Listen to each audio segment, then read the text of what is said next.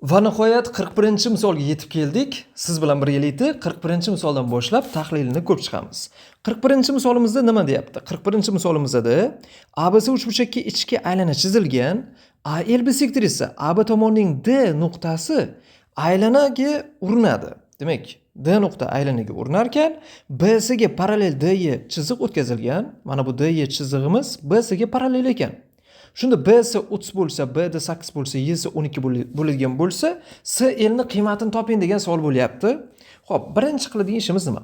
Birinchi qiladigan ishimiz BS ni 30 deb bergan. Xo'p, mana buni yozib qo'yamiz. BS 30.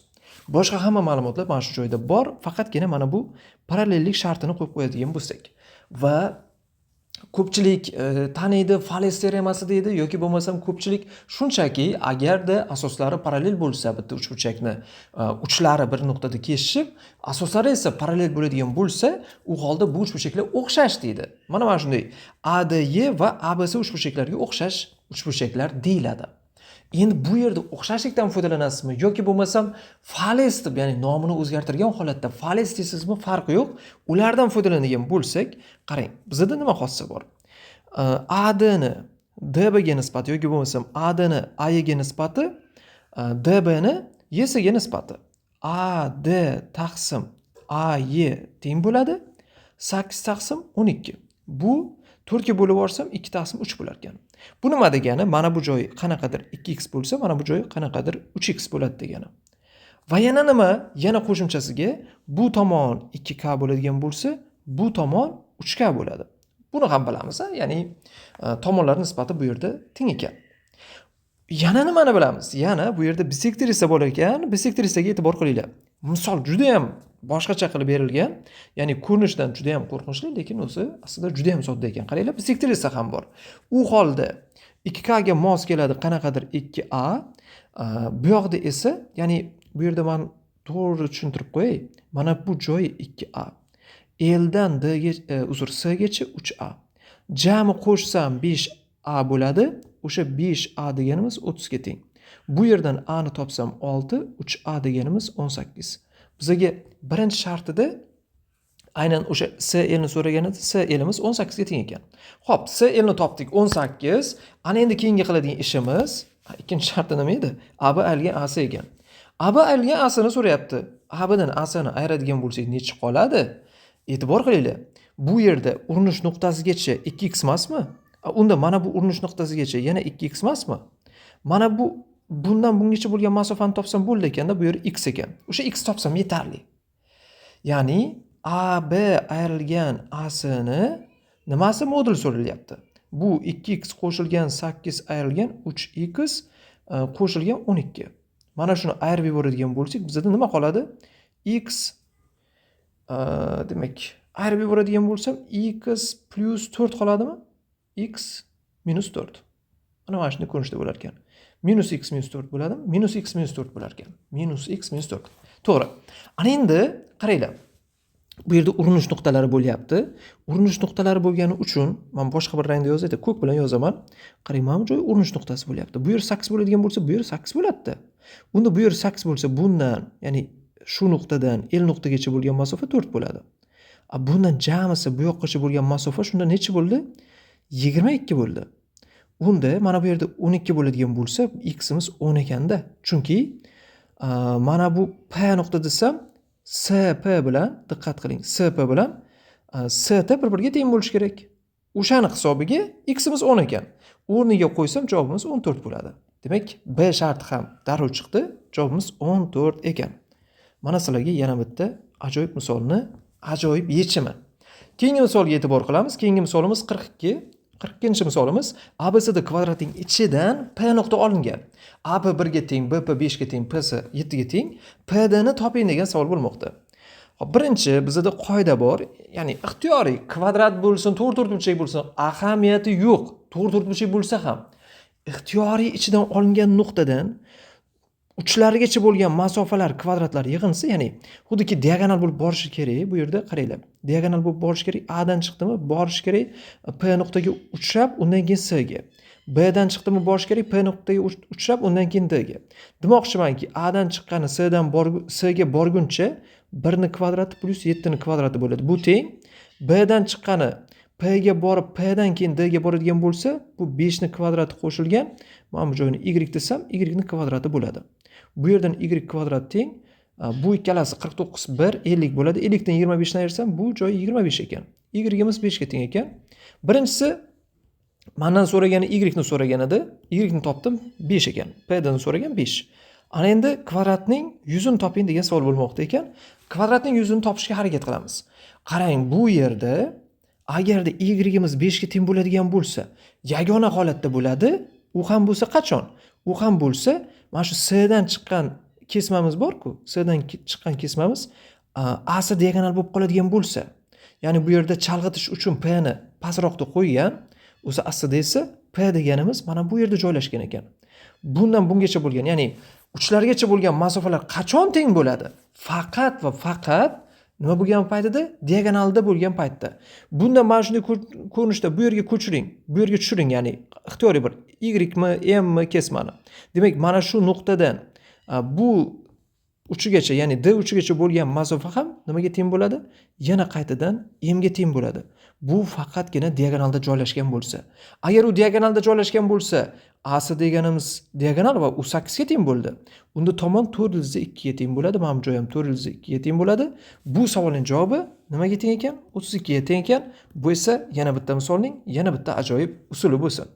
Keyingi savolimiz 43. 43-savolga o'tamiz.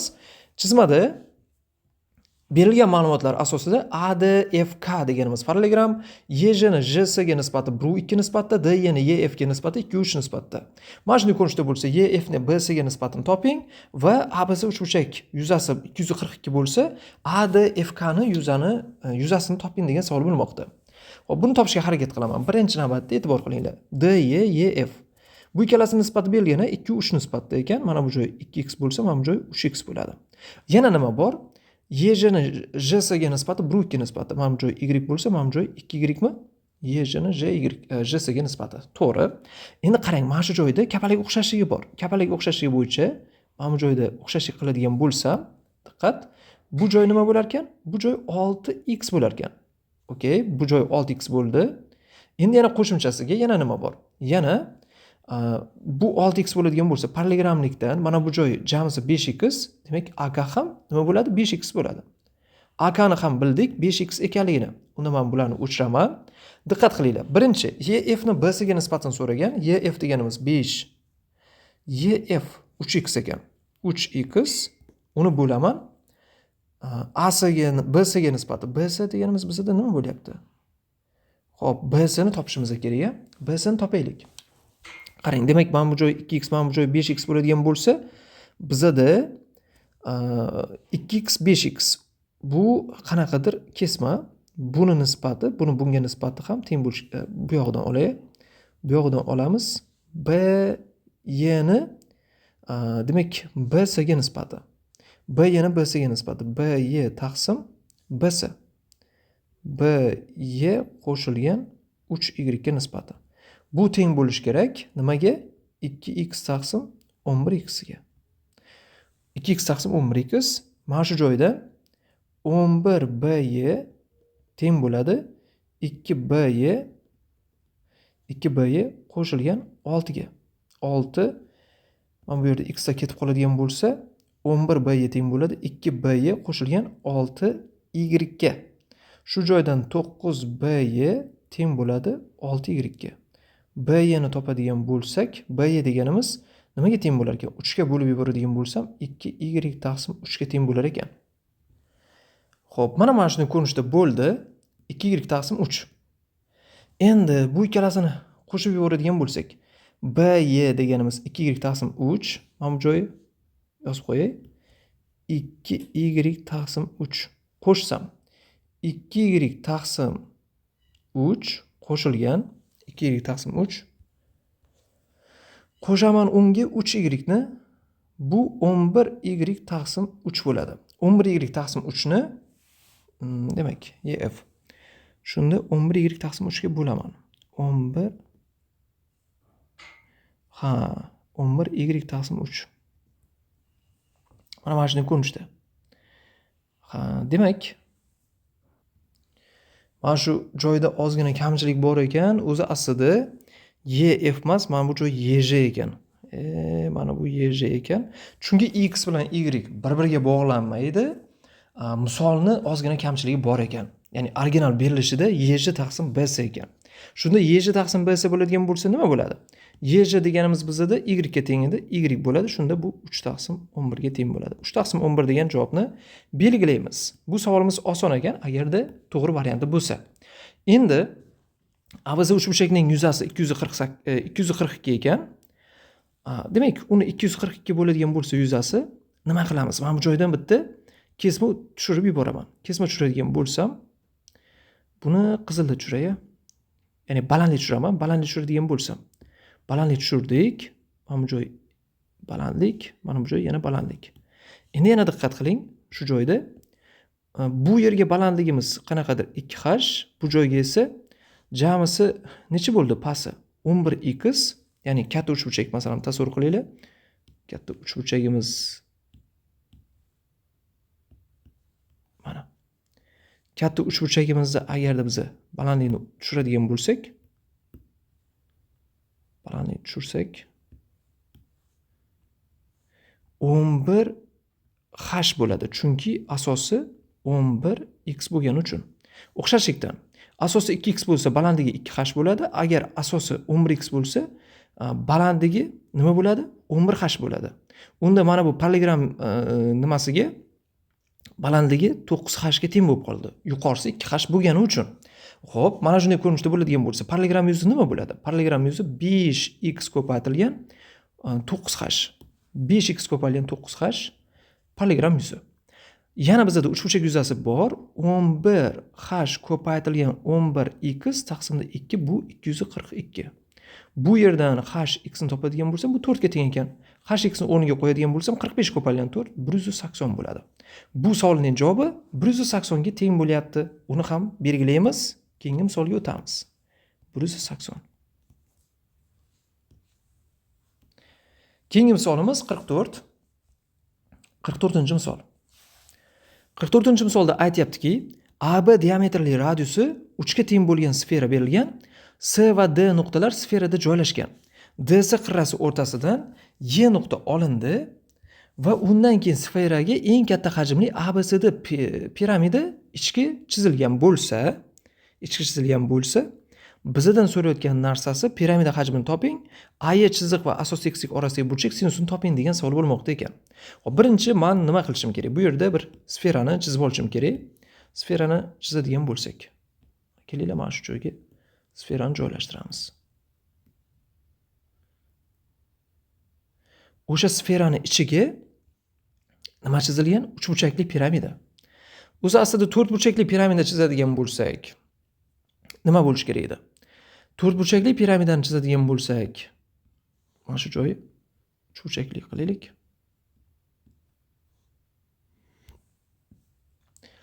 Asosi kvadrat bo'lish kerak edi. To'rtburchakli bo'lsa, eng katta yuzaga ega bo'lish uchun, chunki bu yerda o'sha piramidani chizgan vaqtimizda biz majburmiz o'sha piramidani chizamiz-ku. Piramidani mana shunday joylashtiray.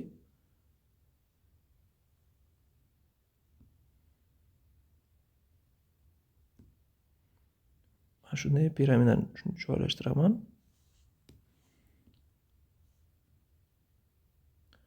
O'zi piramidani chizib, undan keyin uni chizish kerak ekanda.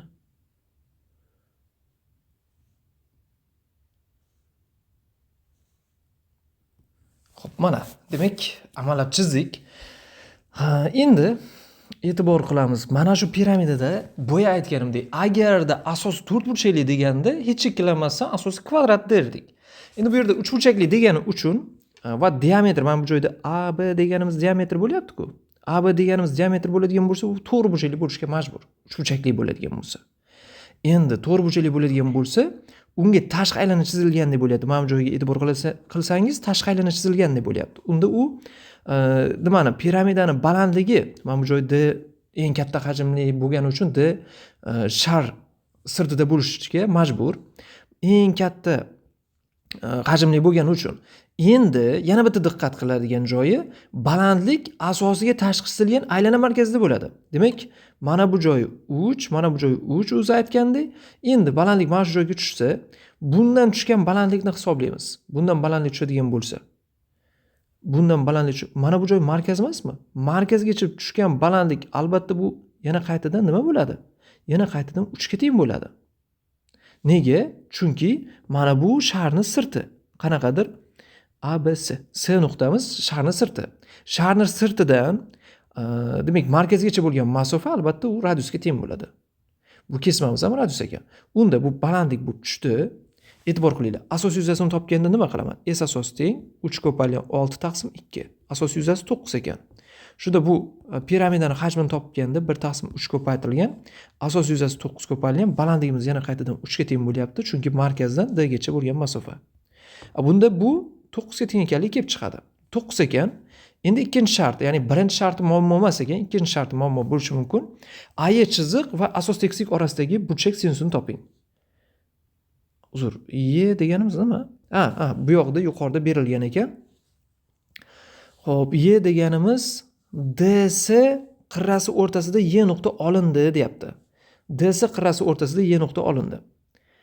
Bu yerda demak Y nuqta DS qirrani o'rtasidan olinyapti ekan. DS qirrani o'rtasidan Y nuqta olinyapti.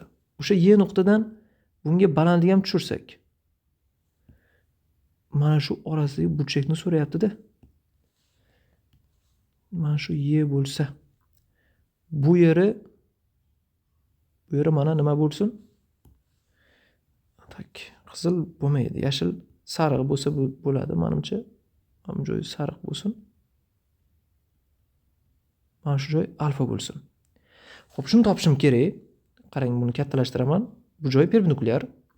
Endi bu yerda Y'si deganimiz DS ning o'rtasi bo'lsa, bu yerdagi uchburchakka e'tibor qilinglar. Mana bu asos 3 ga teng bo'lsa, YP deydigan bo'lsak, buni YP 3 taqsim 2 bo'ladi. 3 taqsim 2. AY ni topishim kerakman. AY ni topishga harakat qilaman. AY ni topish uchun nima qilsam? AY ni topish uchun AY ni to'g'ri topish imkoni bormi? Yo'q-a? Bu o'rtasi bo'ladigan bo'lsa, bu tomonni ham o'rtasi bo'ladi. Mana bu tomonni ham o'rtasi. Demak, mana bu joy 3 taqsim 2 yana. PO deganimiz 3 taqsim 2. Mana bu joy perpendikulyar edi. Unda bo'ldi, mana bu joyini topsak bo'lar ekan. Bu joyini topsak bo'lar ekan. Ya'ni bu joy 3 taqsim 2 bo'lyapti. PO deganimiz, AO deganimiz 3 ga teng bo'lyapti. 3 ga bo'lib yuborsam, ya'ni bizda mana bunday holat bo'lyapti. 3 ga bo'lib yuboradigan bo'lsam, mana shunday uchburchak kelyapti. Mana shunday uchburchak kelyapti. Katetlar. Mana shunday gipotenuza bor. Tasavvur qilaylik, 3 ga bo'lib yuborsam 1 taqsim 2, mana bu joy 1 bo'lsa, bu joy nima bo'ladi? Ildiz ostida, xullas mana shu joy 30 gradus ekanda. Yo'q, 30 gradus emas, uzr. 1 taqsim 2, mana bu joy 1 bo'lsa, bu 5 taqsim, ildiz ostida 5 taqsim 2 bo'ladi. Xullas, mana bu joy ildizda 5 taqsim 2 ko'payilgan 3 ham bor. 3 ga bo'lib yuborsam, AY ni topish uchun qaranglar. AY ni topish uchun 3 ko'paytirilgan 1 taqsim 2 ni ildiz ostida 1 taqsim 2 ni kvadrat 1 taqsim 4, ildizda 5 taqsim 2 ni kvadrati 5 taqsim 4. Buni qo'shsam, AY deganimiz nimaga teng bo'ladi? AY deganimiz tak 3 ko'paytirilgan, bu ikkalasi 6, ildiz ostida 6 taqsim 2, ildizda 6 taqsim 2. 3 ildizda 6 taqsim 2 bo'lar ekan. Xo'p, buni topdik. Endi bu yerda biz sinus alfani topadigan bo'lsak, sinus alfa teng 3 taqsim 2 taqsim 3 taqsim 2 ildiz ostida 6. 3 taqsim 2 lar ketsa, 1 taqsim ildizda 6 yoki bo'lmasam ildizda 6 taqsim 6 bo'lar ekan. Mana shunday ko'rinishga keldi. Bu ham ajoyib savollardan bittasi ekan. Ildizda 6 taqsim 6, birinchiga nima bo'ldi? Birinchiga 9 bo'ldi. Ikkalasini ham demak belgilaymiz. Mana. Navbatdagi misolimiz demak 45-misol. 45-misolimizda nima deyapti? Xo'p, 45da silindr shaklidagi yog'och hajmi 162 pi cm3 va yon sirti 72 pi cm2 ga teng. Duradgor uni yo'nib shar shakliga keltirdi. Sharning hajmi eng katta bo'lsin, pi ni 3 deb oling. Kesib olingan shar sirt yuzini toping degan savol bo'lmoqda. Keyin esa g'olaning chiqindiga chiqqan qismining hajmi topilsin degan savol bo'lmoqda. Xo'p, buni ishlashga harakat qilamiz. Birinchi V teng 162 pi. Bu silindr shaklidagi yog'ochning hajmi. 162 pi teng bu nima bo'ladi? Pi r kvadrat ko'paygan h bo'ladi. Pi r kvadrat h. Bu yerdan pi lar qisqarib ketadigan bo'lsa, r kvadrat h deganimiz 162 ga teng. Va uning yon sirti pi r h deganimiz 2 pi r h. 2 pi r h deganimiz 72 pi bo'lyapti. 72 pi. Bu yerdan 2 pi ga qisqartirsam, mana bu 36 bo'lar ekan. Ikkalasining nisbatini olsam, r teng bo'ladi 162 taqsim 36. Ya'ni 81 ko'paygan 2 taqsim 4 ko'paygan 9. 9 bilan 81 kelsa bu yoqda 9, 2 bilan 4 ketadi, 9 taqsim 2. Radiusimiz 4,5 bo'lar ekan. Radius 4,5 bo'lyapti, balandlik topamiz. Shunda 81 taqsim 4 ko'paygan h bu teng bo'ladi 162 ga. Bu ikkalasi ketsa, h'imiz mana bu joy 2, h 8 ga teng ekan. H'ni ham topdik. Endi men o'sha silindrni va ichiga sharni chizaman. Silindrimiz demak bizda mana bunday ko'rinishda bo'lsin. Mana shunday ko'rinishda silindr va ichkarisiga sharni chizamiz. Sharimiz mana bunday ko'rinishda bo'lsin. Xo'p, eng katta hajmni deyapti. Shu joyda e'tibor beramiz. Eng katta hajmni deydigan bo'lsa. Balandlik bu yerda bor. Balandligimiz nimaga teng? Balandligimiz 4 ga teng. Uzr, balandligimiz 8 ga teng. Balandligimiz 8 ga teng. Xo'p, balandlik 8 ga teng ekan va balandlik 8 ga teng bo'ladigan bo'lsa, radius nimaga teng? Radius 4,5 ga teng. Diametr 9 ga teng.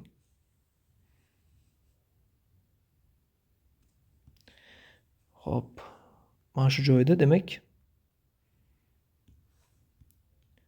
mana shuni ozgina kattalashtirishimiz kerak ekan, mana.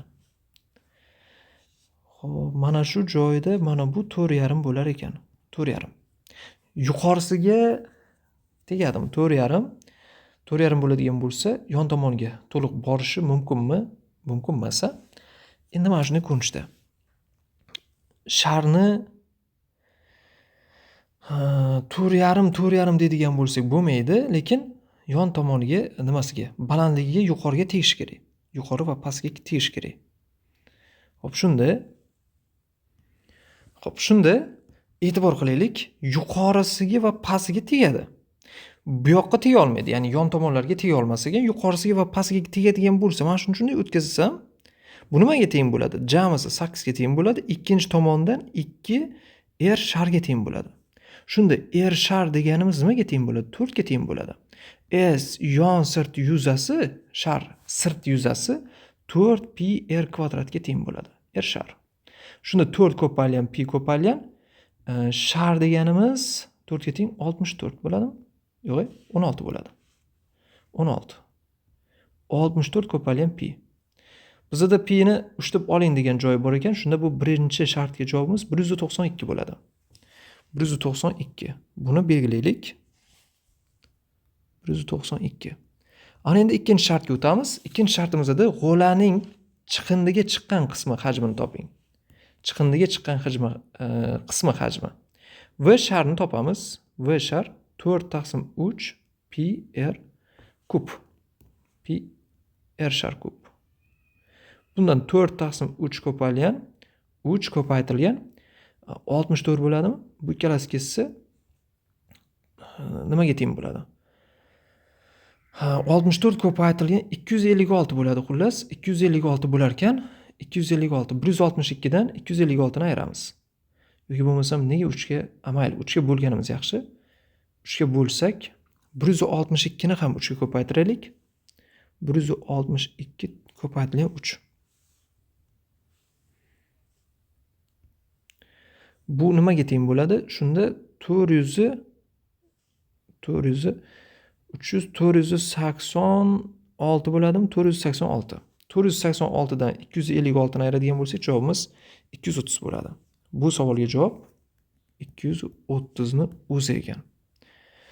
Shu bilan biza birinchi misolidan 45-misolgacha bo'lgan misollarning barchasini yechimlarini tahlil qilib bo'ldik. Oxirgi yechimlarimiz demak 41 dan 45 gacha bo'ldi. Sog' bo'ling, salomat bo'ling. Kamchiliklar bo'lgan bo'lsa albatta uzr. Agar yo'q, mana shu video darsi barcha sizlarga tushunarli bo'lgan bo'lsa va hammasi oson yechimlarni topgan bo'lsa, albatta qaysi misol eng oson va qulay usulda yechilgan bo'lsa izohlarda qoldiringlar. Sog' bo'ling, salomat bo'ling. Kelgusi darslarimizda ko'rishguncha